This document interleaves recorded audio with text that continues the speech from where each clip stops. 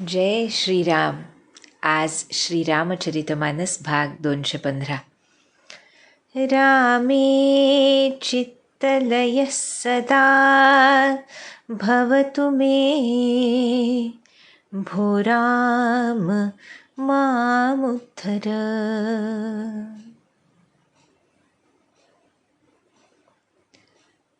मनुष्य शरीर मिळाल्यानंतर ध्येय निश्चिती झाली की परमार्थ मार्ग सुगम होतो असं संत सांगतात. जोवर ध्येय निश्चित नाही, काय करायचं आहे, काय साधायचं आहे याबद्दल सम्यक आकलन नाही, तोवर परमार्थ मार्ग हा बिकट वाटतो. किंबहुना असं म्हणलं तर वावगं ठरू नये की प्रपंचातल्या चिंता, काळजी, व्यग्रता या दूर होण्यासाठी म्हणून आम्ही परमार्थ मार्गामध्ये येतो. आणि परमार्थ मार्गात येऊनसुद्धा जर हे आकलन योग्य रीतीनं संतांकडून, सद्गुरूंकडून करून घेतलं नाही तर परमार्थ हे अजून ओझं होतं, ज्याला आपण म्हणू शकतो की ॲडेड हेवीनेस, की ऑलरेडी आपल्या मनामध्ये प्रपंचाचं ओझं आहेच, त्या काळजी विवंचना आहेतच, आणि त्याच्या जोडीनं आता परमार्थ होत नाही आहे म्हणून अजून एक काळजी विवंचना, अशा तऱ्हेचं त्याचं स्वरूप बनलं की मग सगळा बॅलन्स बिघडून जातो असं संत सांगतात. हा बॅलन्स कसा साधायचा यासाठीच परमार्थ समजून करावा असं आमचे महाराज म्हणाले. अनुकूलस्य अर्जनम आणि प्रतिकूलस्य वर्जनम. सोप्या शब्दामध्ये आपल्याला संतांनी सांगून ठेवलेलं आहे. जे अनुकूल आहे या मनुष्य जन्माचं ध्येय निश्चित करायला आणि त्या ध्येयाप्रत न्यायला, त्याचं अर्जन करायचं म्हणजे ते मिळवायचं. आणि जे प्रतिकूल आहे त्या मार्गावर चालण्यासाठी, आपल्या अंतिम आनंदासाठी ते टाळायचं. शाश्वत आनंदासाठी, कारणाशिवाय आनंदासाठी, कोणत्याही बाह्य उपाधीच्या अस्तित्वाशिवाय असणाऱ्या आनंदासाठी, असा हा परमार्थ मार्ग आहे. आणि ज्यावेळी हे लक्षात येतं आणि त्यानुसार सद्गुरू प्रदत्त नामस्मरणाचं साधन हृदयाशी घट्ट धरून साधक वाटचाल करतो, तेव्हा परमार्थ हा ओझं वाटत नाहीच, पण प्रपंचाची सगळी ओझी नाहीशी होतात. किंबहुना तसं होत नसेल तर कुठंतरी काहीतरी चुकतंय हे लक्षात घेऊन आपण पुन्हा सद्गुरूंचे चरण अंतःकरणामध्ये घट्ट धरून त्यांनाच वाट दाखवण्याची करुणा भाकावी असं संत सांगतात.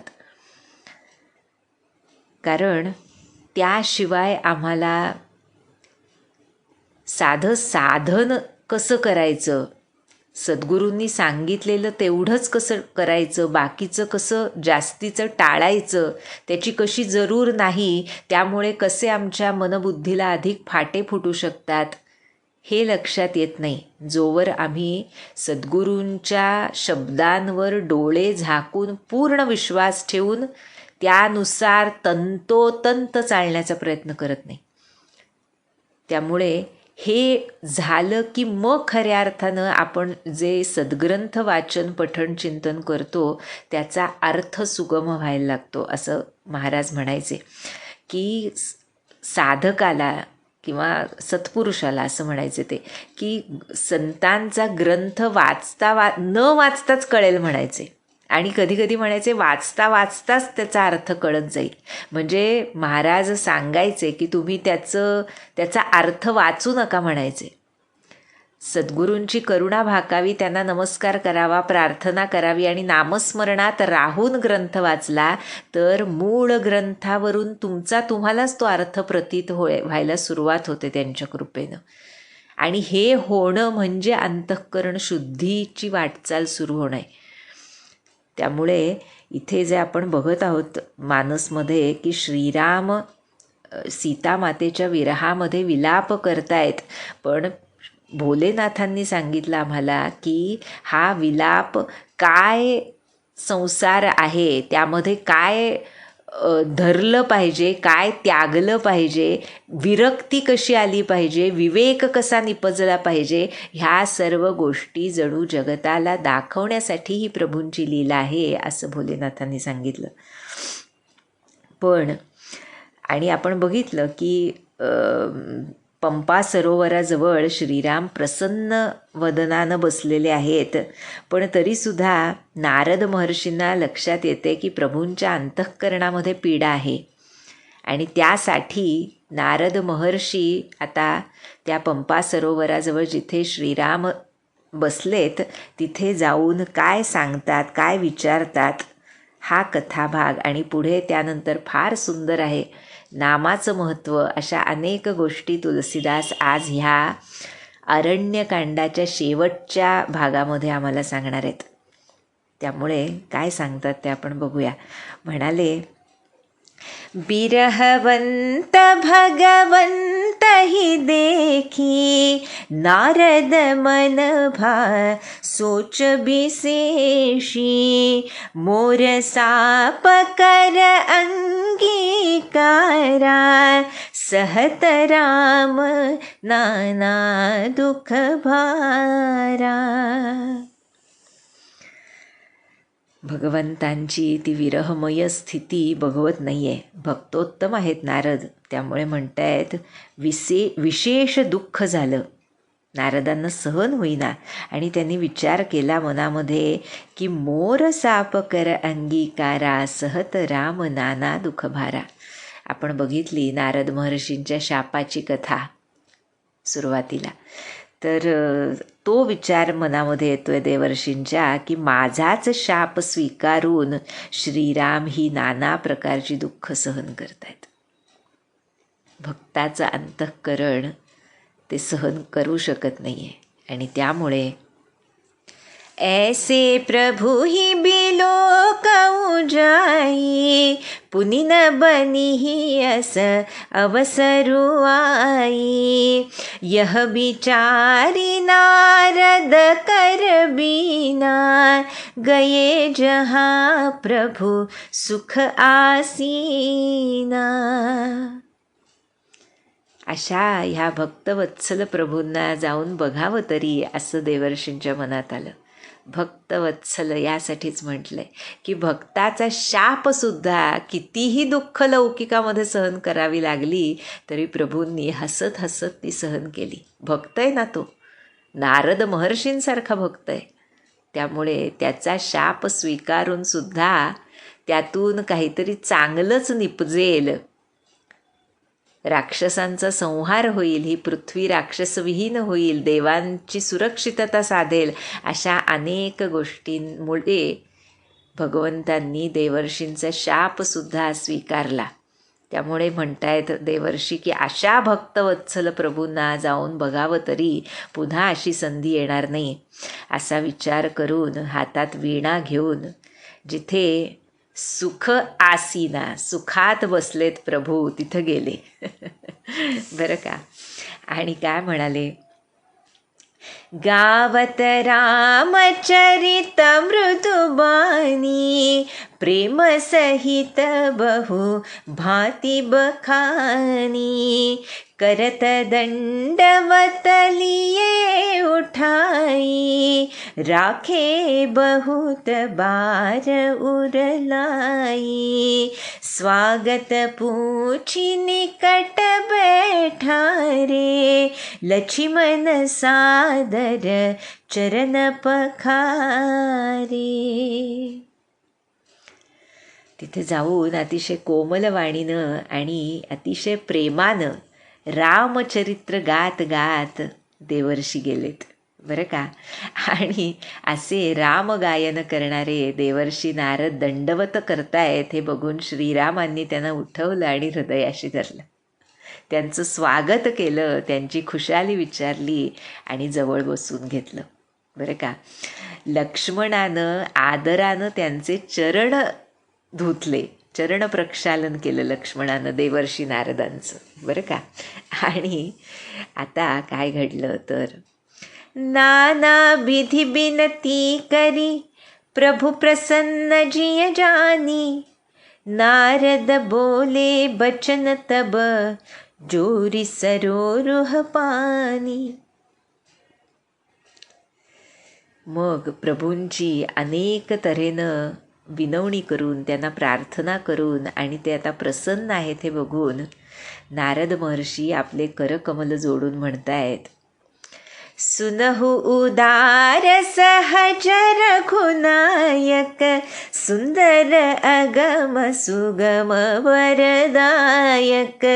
देहु एक बर मागऊ स्वामी, यद्यपि जानत अंतर जामी। हे सहज उदार असलेल्या रघुनाथा, काय गोड विशेषण वापरलं ना, सहज उदार म्हणजे कृपा करण्याची ती कशी सहज कृपा, म्हणजे त्याला काही कारण असलंच पाहिजे असं नसतं प्रभूंचं। किंबहुना भक्ताला कधीच असं वाटू शकत नाही की काही कारणामुळे प्रभूंची कृपा वर्षाव करते। जोपर्यंत कारणामुळे कृपा आहे असं वाटतंय तोपर्यंत आमची भक्ती सकाम आहे। जोपर्यंत कारणामुळे कृपा आहे असं वाटतंय तोपर्यंत आमचा अहंकार अजून पूर्ण प्रभुचरणाशी दिला गेला नाही आहे। जोपर्यंत कारणामुळे कृपा आहे असं वाटतंय तोपर्यंत आम्ही अजून देहबुद्धीमध्ये आहोत। त्यामुळे अकारण करुणाकर असे प्रभू आहेत हे नारद महर्षींसारखे भक्तोत्तमच जाणू शकतात। म्हणून म्हणतायत, सुनहु उदार सहज रघुनायक। काय म्हणाले पुढे तर, दुर्लभ आणि सुंदर सुखदायक असे वर देणारे तुम्ही आहात। त्यामुळे हे स्वामी, मी एक वर मागतो तो मला द्या। तुम्ही अंतर्यामी आहात त्यामुळे सगळं जाणताच। आणि हे जेव्हा देवर्षींनी म्हणलं तेव्हा श्रीराम काय म्हणाले, जानहु मुनी तुम मोर सुभाऊ, जनसन कबहु की करऊं दुराऊ। कवन वस्तु असी प्रिय मोहि लागी, जो मुनि बरन सकहु तुम मागी। जन कहूँ कछु अदेय नहीं मोरे, अस विश्वास तजहु जनि भोरे।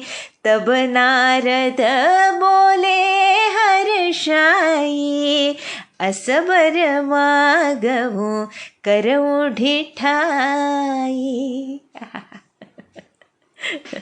श्रीराम म्हणतायत, हे मुनीश्वर, तुम्ही माझा स्वभाव जाणत नाही का? मी आपल्या भक्तांपासून कधीतरी काहीतरी लपवून ठेवतो का? अशी कोणती प्रिय गोष्ट मला वाटते जी हे मुनिश्रेष्ठ तुम्ही माझ्याकडून मागू शकणार नाही? जन कहू कछु अधेय नाही मोरे, काय प्रभूंचा गुणविशेष सांगितलाय पाहिजे। काहीही अदेय नाही आहे त्यांच्यासाठी, भक्ताला न देण्यासारखं माझ्याकडे काही नाही असं प्रत्यक्ष प्रभू सांगतायत। आणि पुढं म्हणतायत, हा विश्वास चुकून सुद्धा त्यागू नका। भक्तांनी मागितलंय आणि मी दिलं नाही असं होऊच शकत नाही, तो भक्त असला पाहिजे मात्र। त्यामुळे हे ऐकल्यानंतर आनंदून गेले नारद महर्षी आणि म्हणतायत, मी असा वर मागायचं धाडस करतोय। आता काय वर मागितलाय पहा, भक्तोत्तम काय वर मागतात हे त्याच्यावरून दिसतं आपल्याला। म्हणाले नारद महर्षी, यद्यपि प्रभु के नाम अनेका, श्रुति कह अधिक एक तेका। राम सकल नाम धते अधिका, हो नाथ अख खगगन बधिका। राका रजनी भगति तव, राम नाम सोई सोम, अपर नाम उडगन बिमल, बसहु भगत उर व्योम. आहा. महाराज, आमच्या महाराजांनी जे जगून दाखवलं तो वर नारद महर्षी भगवंतांकडे मागतायत. म्हणाले, जरी प्रभूंची अनेक नावं आहेत आणि सर्व एकापेक्षा एक श्रेष्ठ आहेत असं वेद सांगतात, तरी हे स्वामी, हे नाथ, राम नाम हे सर्व नामांहून श्रेष्ठ असावं आणि ते पापरूपी जे पक्षी आहेत त्यांच्या समूहासाठी एखाद्या पारध्याप्रमाणे असावं. म्हणजे त्या रामनामापुढे कोणतंही पाप ठरू नये, पाप टिकू शकू नये. हा वर देवर्षी नारद श्रीरामांकडे मागतायत. यद्यपि प्रभु के नाम अनेका, श्रुतिकः अधिक एक ते एका, राम सकल नामन ते अधिका, होऊ नाथ अघ खग गणपतिका. आणि पुढे म्हणतायत, हे श्रीरामा, तुमची भक्ती ही पौर्णिमेची रजनी आहे जणू.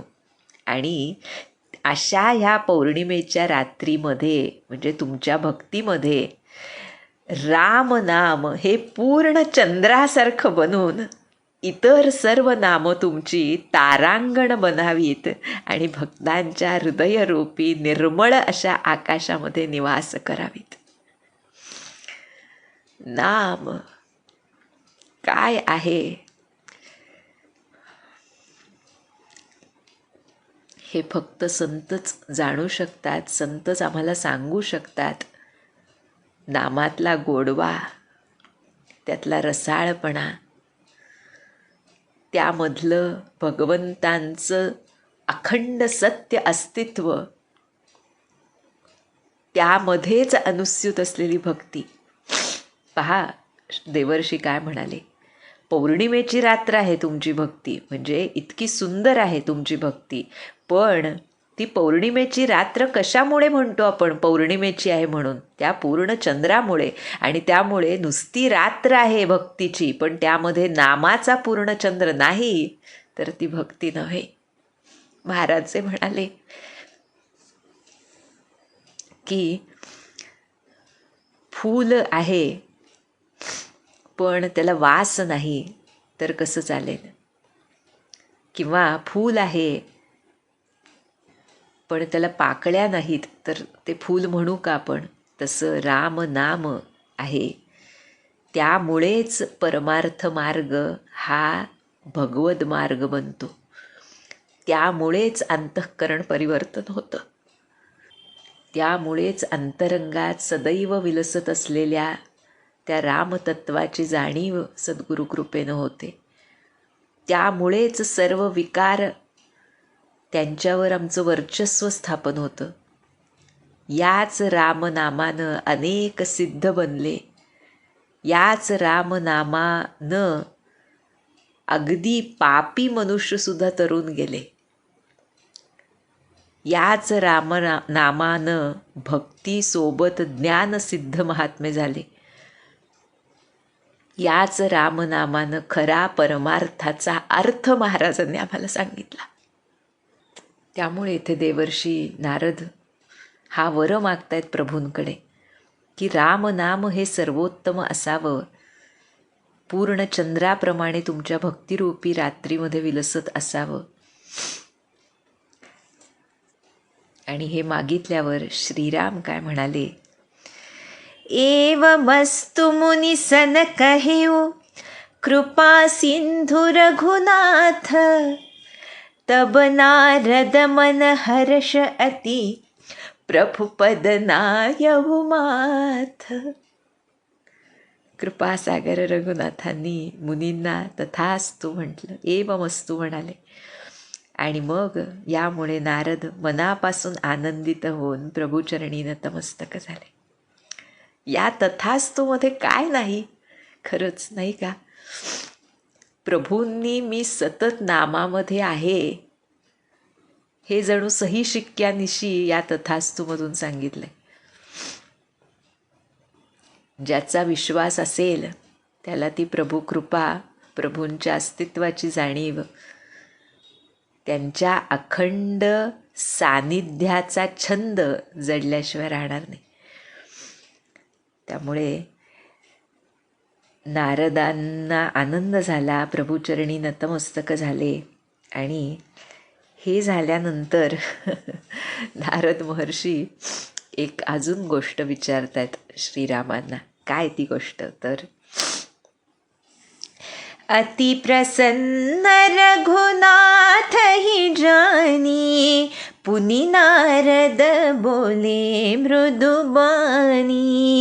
राम जब ही प्रेरे निज माया, मोहेहु मोही सुनहु रघुराया.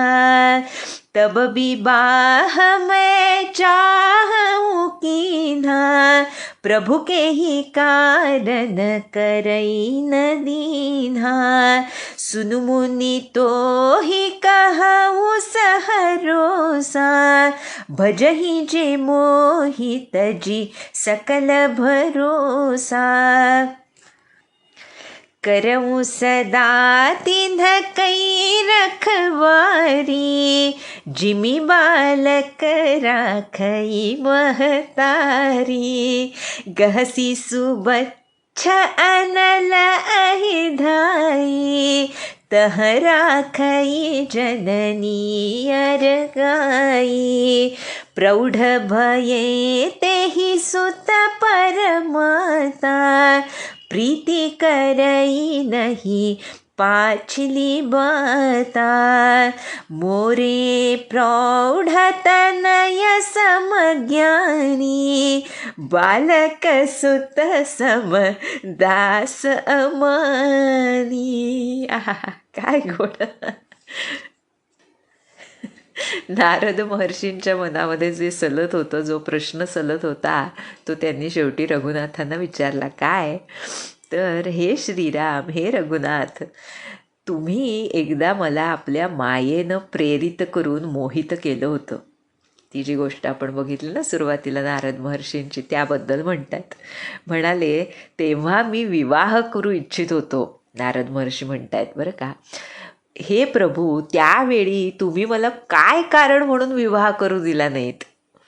नाही का, आपण बघितली ती गोष्ट की श्रीरामांनी म्हणजे भगवंतांनी नारदांचं रूप मर्कट रूप केलं आणि मग त्या वानराच्या रूपामुळे त्या राजकन्येनं त्यांना हार घातला नाही. आणि मग नारद महर्षी क्रुद्ध होऊन तो जो शाप दिला भगवंतांना नारद महर्षींनी, त्यामुळे ह्या रामावतारात ते दुःख कष्ट, सीतामातेचा विरह भोगावा लागला वगैरे कथा आपण बघितली. तर त्याबद्दल म्हणतायत की त्यावेळी काय कारण म्हणून तुम्ही मला विवाह करू दिला नाहीत. आणि भक्तवत्सल प्रभू काय म्हणतायत पहा. हे मुनी, मी आनंदानं सहरोष तुम्हाला सांगतोय काय, की जे सर्व आशा आणि विषयावरचा विश्वास सोडून फक्त मला भजतात त्यांचं रक्षण मी करतो. कसा रक्षण करतो माहीत आहे का? माता जशी बालकाची काळजी घेते तशी काळजी मी घेतो. जेव्हा लहान मूल धावत जाऊन आग पकडायला किंवा साप पकडायला जातं, तेव्हा आई त्याला हातानं मागं खेचून वाचवते ना. म्हणजे तुम्ही ते जे करायला निघाला होता, पण तुम्ही माझे भक्त आहात, त्यामुळे त्यापासून तुम्हाला वाचवणं हे जरूर होतं आणि त्यामुळे मी तुम्हाला लग्न करू दिलं नाही. आणि पुढे एक फार फार गोड गोष्ट सांगतायत श्रीराम, की मूल जेव्हा शहाणं होतं, थोडं मोठं होतं, त्यावेळी माता त्याच्यावर प्रेम करते, पण आधीची गोष्ट उरत नाही. म्हणजे जे एक काहीतरी चुकीची गोष्ट करायला लागल्यावर आई एक धपाटा घालून मुलाला मागं खेचते. जे सांगितलं प्रभूंनी की मी आग धरायला गेलो, बालक आग धरायला गेलं, साप धरायला गेला तर आई खेचेल ना मागं, तशी काळजी मी घेतो. पण जर शहाणं झालं मूल तर पूर्वीची गोष्ट उरत नाही. आई त्याला वाचवायची काळजी घेत नाही म्हणतात प्रभू. कारण काय, तो आपलं रक्षण आपण करू शकतो. आणि त्यामुळे म्हणतायत काय गोडा, हा मोरे प्रौढ तनय समज्ञानी बालक सुत सम दास अमानी. ज्ञानी जन जे आहेत हे ते थोड्या प्रौढ शहाण्या मुलासारखे आहेत माझ्यासाठी, की ते स्वतःचं रक्षण स्वतः करू शकतात. पण तुमच्यासारखे जे आपल्या बळाचा गर्व बाळगत नाहीत असे दास जे असतात, असे सेवक जे असतात, ते मात्र मला माझ्या लहान मुलासारखे असतात. आणि त्यामुळे त्यांना वाचवायची काळजी मला घ्यावीच लागते. काय गोड पहा.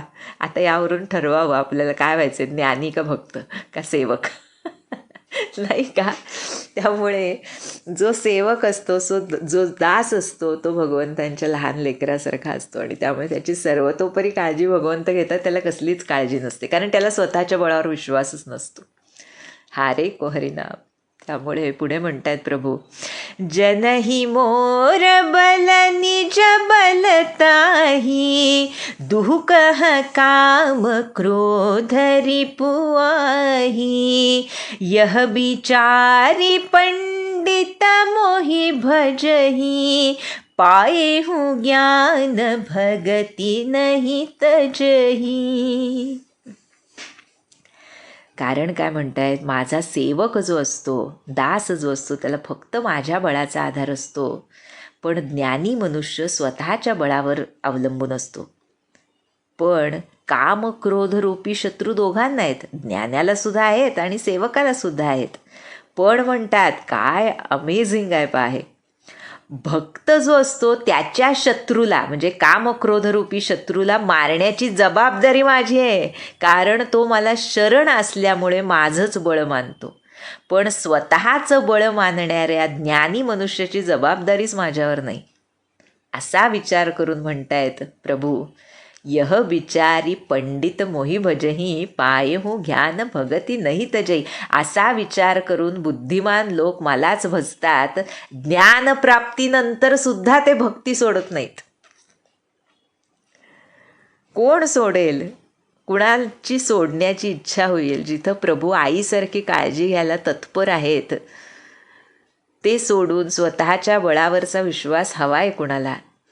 त्यामुळे प्रभू म्हणतात, ज्ञानप्राप्तीनंतर सुद्धा माझे दास माझी भक्ती सोडत नाहीत.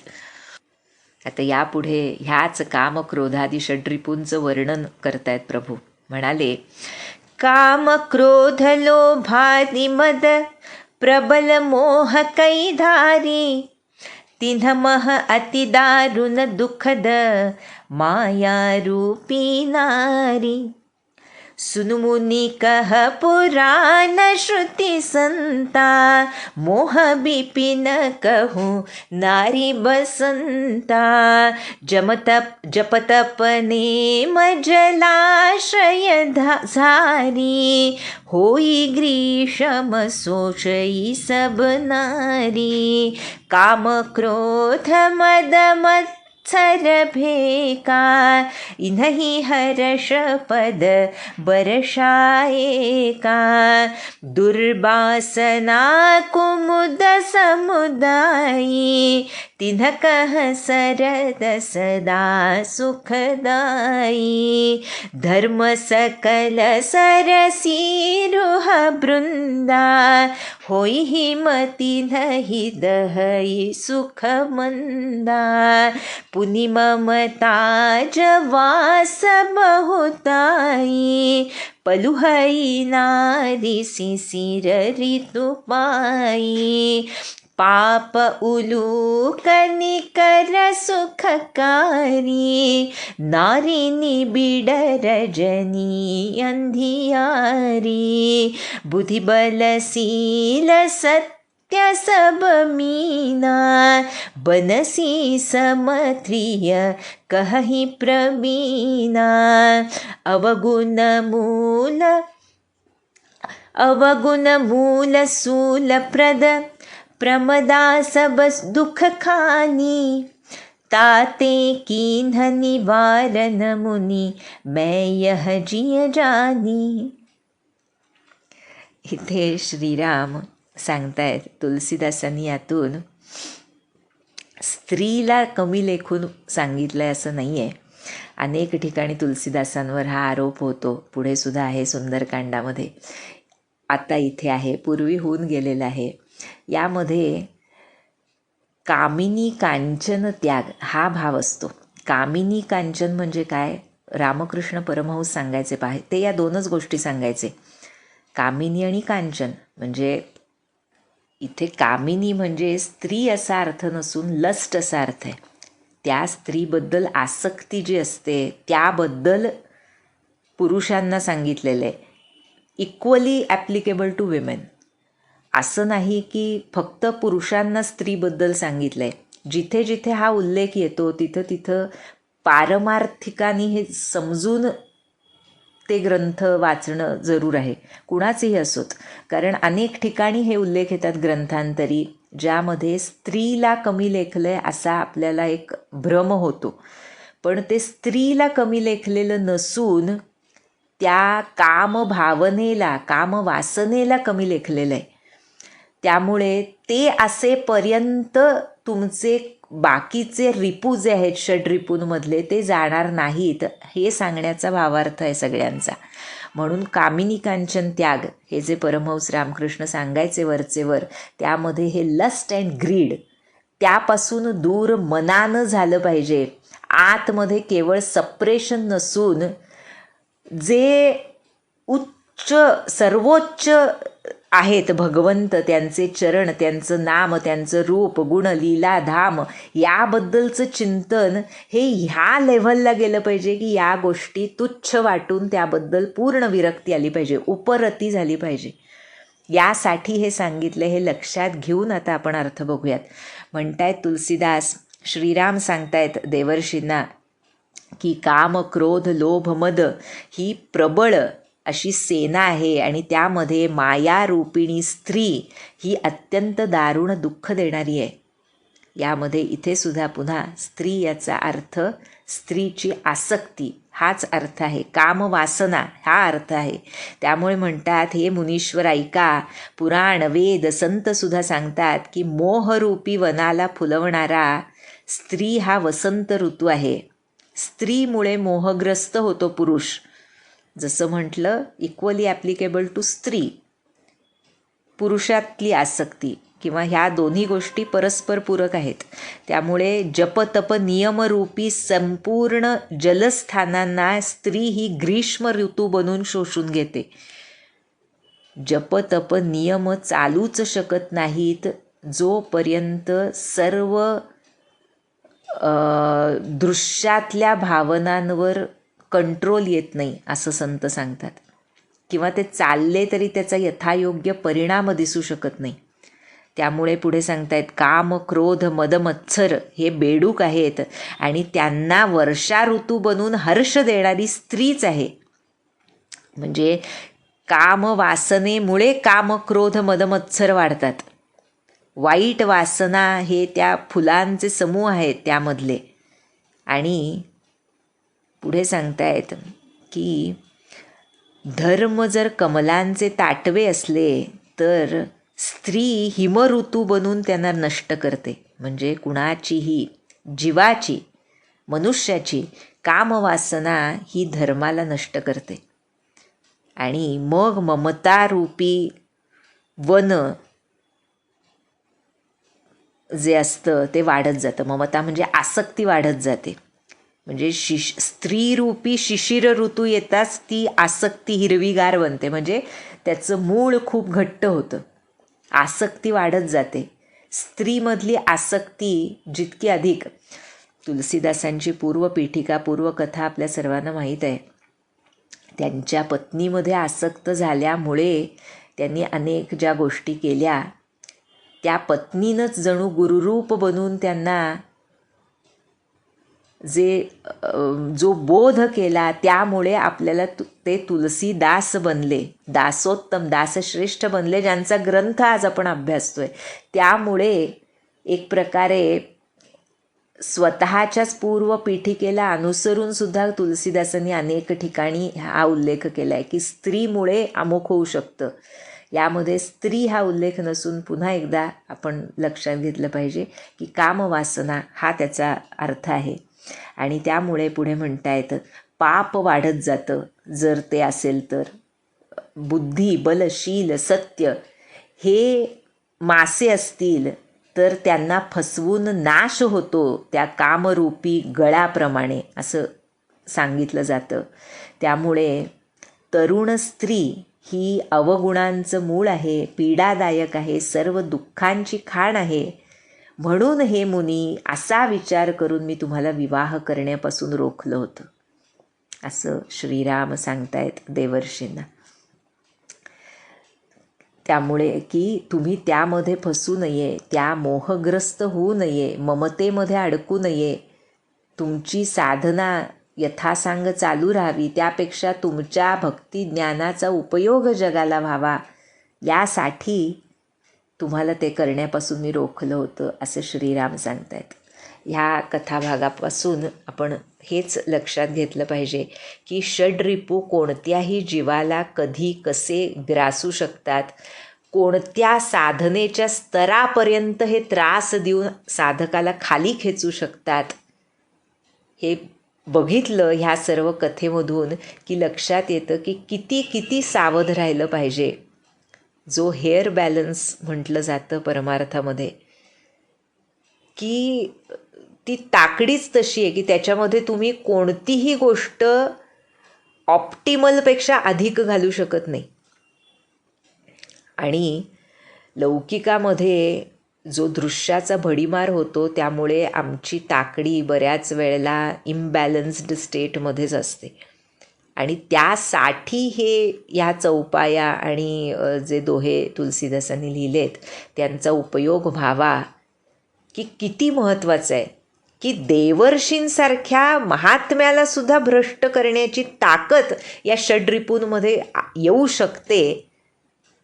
आपण पूर्वी पण बघितलं होतं. हे सर्व आम्हाला शिकवण्यासाठी की कलियुगामधल्या माणसाची बुद्धी जी मुळातच शुद्ध होण्यापासून परावृत्त होऊ इच्छिते, तिच्यासाठी हे समजून सावध राहणं किती महत्त्वाचं आहे. आणि हे झाल्यानंतर देवर्षींना आनंद झाला. सुनी रघुपति के बचन सुहाए, मुनितन पुलक नयन भरी आए. कहु कवन प्रभु कई असी रीति, सेवक पर ममता हरू प्रीति. जेन भजहि अस प्रभु भ्रम त्यागी, ज्ञान रंक नर मंद अभागी. पुनि सादर बोले मुनि नारद, सुनहु राम विज्ञान विसारद. हे गोड बोलणं ऐकून रघुनाथांचं देवर्षी रोमांचित झालेत, नेत्र प्रेमाश्रूंनी डबडबले आणि मनामध्ये म्हणू लागले, इतकं सेवकावर प्रेम कुणाचं बरं असेल? कोणत्या देवाची रीत अशी आहे की ज्याचं सेवकावर इतकं ममत्व? कोणत्या स्वामीची अशी रीत आहे की ज्याचं सेवकावर इतकं प्रेम असेल? आणि अशा प्रभूंना भ्रम सोडून जे मनुष्य भजत नाहीत त्यांना काय म्हणावं? ज्ञान रंक नर मंद अभागी. जे ज्ञानहीन आहेत, दुर्बुद्धी आहेत आणि दुर्दैवी आहेत. आणि हे लक्षात घेऊन पुन्हा आता अत्यंत आदरानं नारद मुनी म्हणतायत, हे श्रीराम, संतन के लच्छन रघुबीरा, कहु नाथ भव भंजन भीरा. सुनु मुनि संतन के गुण कहूँ, जिन्हते मैं उन्ह के बस रहूँ. हे श्रीरामा, हे भवभय भंजन नाथ, आता कृपा करावी आणि संत लक्षणं काय असतात ती मला सांगावी. आणि देवर्षी नारदांनी हे विचारल्यावर श्रीराम म्हणाले, हे मुनी ऐका, मी ज्यांना ज्यामुळं वश असतो ते संत गुण आता मी तुम्हाला सांगतो. सांगतायत श्रीराम, षटबिकार जित अनघ अकामा, अचल अकिंचन सुचि सुख धामा, अमित बोध अनिहमित भोगी, सत्य सार कबि कोविद जोगी। सावधान मानद मदहीना, धीर धर्म गति परम प्रवीणा, गुनागार संसार दुख रहित विगत संदेह, तजि मम चरण सरोज प्रिय, तिन्ह कहूँ देहन गेह। निज गुण श्रवण सुनत सकुचाही, परगुण सुनत अधिक हर्षाही, समशीतल नहीं त्यागहि नीति, सरल स्वभाव सबहि सन प्रीति, जप तप व्रत दम संयम नेमा, गुरु गोविंद प्रपद प्रेमा, श्रद्धा क्षमा मैत्री दया, मुदिता मम पद प्रीति अमाया, बिरति विवेक विनय विज्ञाना, बोध यथारथ वेद पुराणा, दंभ मान मद करहि न काऊ, भूलि न देहि कुमारग पाऊ, गावहि सुनहि सदा मम लीला, हेतु रहित पर हरित रतशीला, मुनि सुनु साधुन के गुण जेते, कहि न सकहि सारद श्रुति तेते, कहि सकन सारद शेष नारद, सुनत पद पंकज गहे, अस दीन बंधु कृपाल अपने, भगत गुण निज मुख कहे, सिरुनाई बारहि बार चरणनि, ब्रह्मपुर नारद गए, ते धन्य तुलसीदास आस, बिहाई जे हरि रंग रये। काय गोड. गीतेमध्ये श्रीकृष्णांनी जी लक्षणं सांगितली दैवी गुण म्हणून, त्यांचंच एक प्रकारे वर्णन इथे श्रीराम नारदांसमोर करतायत संत लक्षणं म्हणून. बरं का. म्हणाले की कसे असतात हे संत, तर काम क्रोधादी 6 विकारांना जिंकतात, पापरहित असतात, कामनारहित असतात, निश्चल असतात, स्थिर बुद्धीचे असतात, सर्व त्यागी, मनामधून संन्यस्त वृत्तीचे असतात, आतून बाहेरून पवित्र सुखधाम असतात. बरं का. असीम ज्ञानाचे स्वामी असतात, इच्छा रहित असतात, मिताहारी असतात, सत्यनिष्ठ असतात, कवी विद्वान योगी सुद्धा असतात, अखंड सावध असतात, दुसऱ्यांना मान देऊन सन्मान देऊन वागवणारे असतात, मदहीन अभिमानरहित असतात, धैर्यवान असतात, धर्माचं सम्यक ज्ञान असलेलं असतात आणि तो धर्म आचरणात आणण्यामध्ये प्रवीण असतात. गुणांचं माहेरघर असतात संत. सांसारिक दुःखांनी रहित असतात संत. संशयापासून पूर्ण मुक्त असतात संत. बिगत संदेह. आणि माझे चरणकमल सोडून त्यांना त्यांचं घर किंबहुना देहसुद्धा प्रिय नसतो. देहसुद्धा घरच आहे ना आत्म्याचं, तो सुद्धा अशा संतांना प्रिय नसतो. आणि पुढेच वर्णन करतायत. फार सुंदर आहे बरं. आता आपण अर्थ बघतोय म्हणून, पण प्रत्येक गुणावर चिंतन करून तो आमच्या आतमध्ये कसा येईल यावर चिंतन मनन घडावं, यासाठी हे गुणविशेष संतांचे सांगितलेत श्रीरामांनी. पुढं म्हणाले, आपल्या कानांनी आपले गुण ऐकताना ओशाळून जातात, संकोचून जातात. त्यांना नाही आवडत स्वतःचे गुण ऐकायला. आणि दुसऱ्याचे गुण ऐकताना मात्र त्यांना फार आनंद वाटतो. सम असतात, शीतल व्यक्तिमत्वाचे असतात, त्यामध्ये कुठेही क्षोभ नसतो.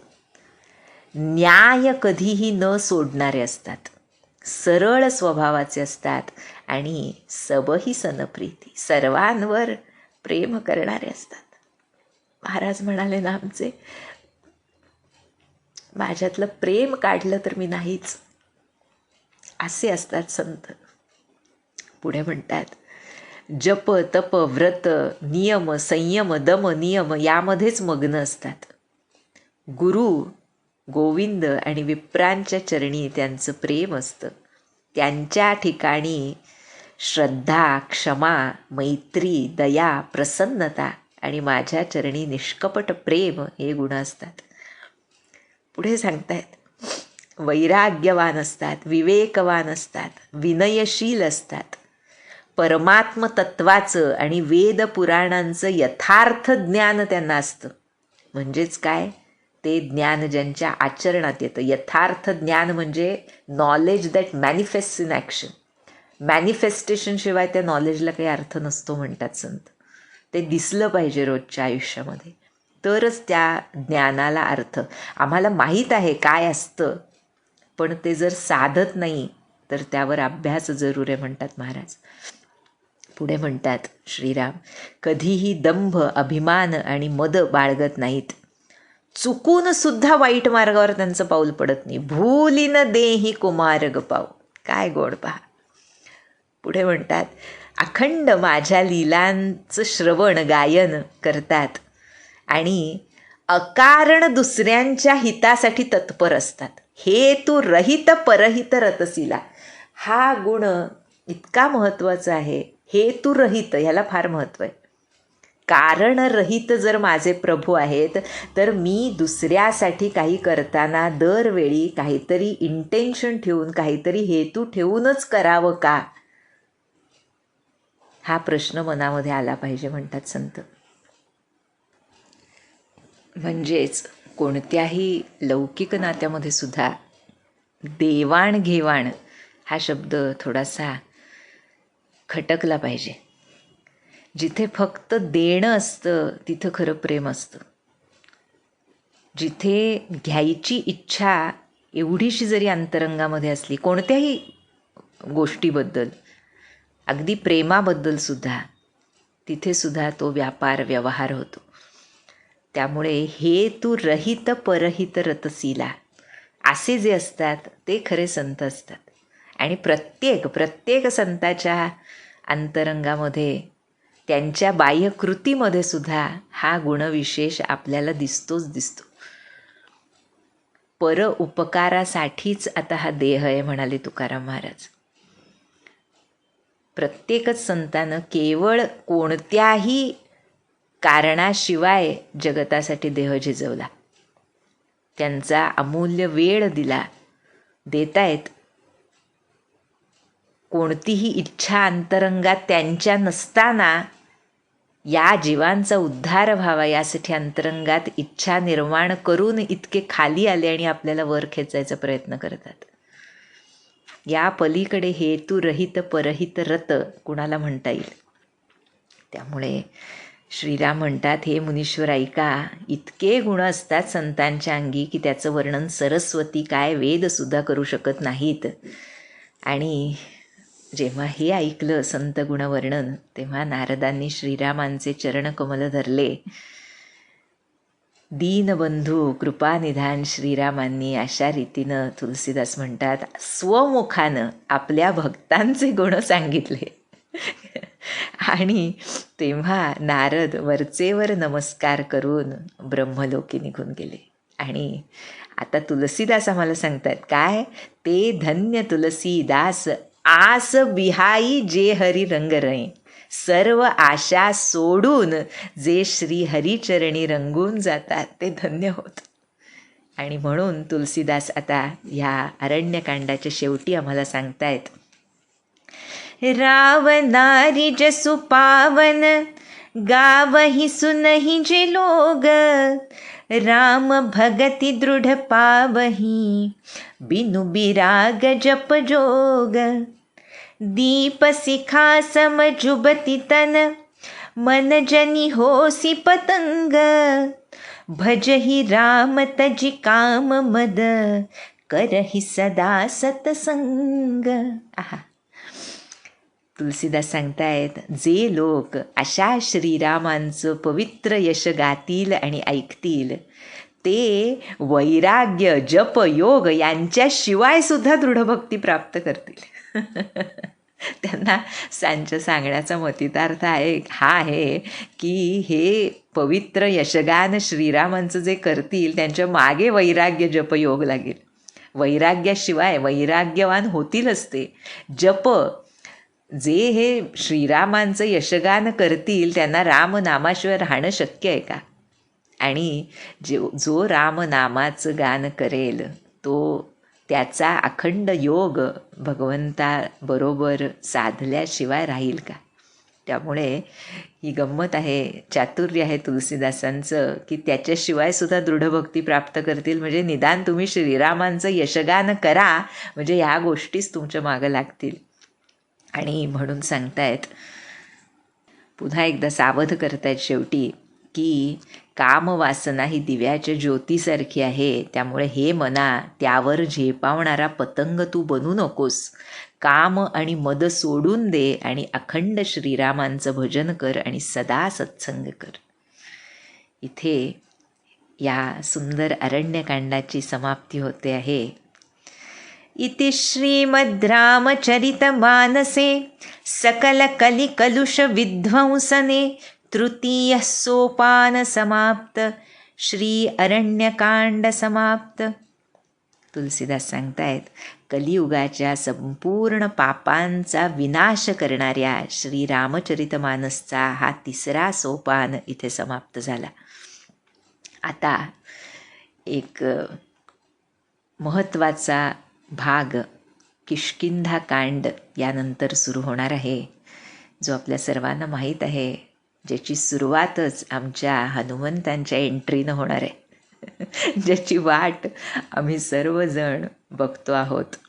त्यामुळे ती कशी होते, काय घडतं, याचं सुंदर वर्णन तुलसीदास करतील, ते आपण पुढच्या भागात बघूया. जानकी जीवन स्मरण. जय जय राम.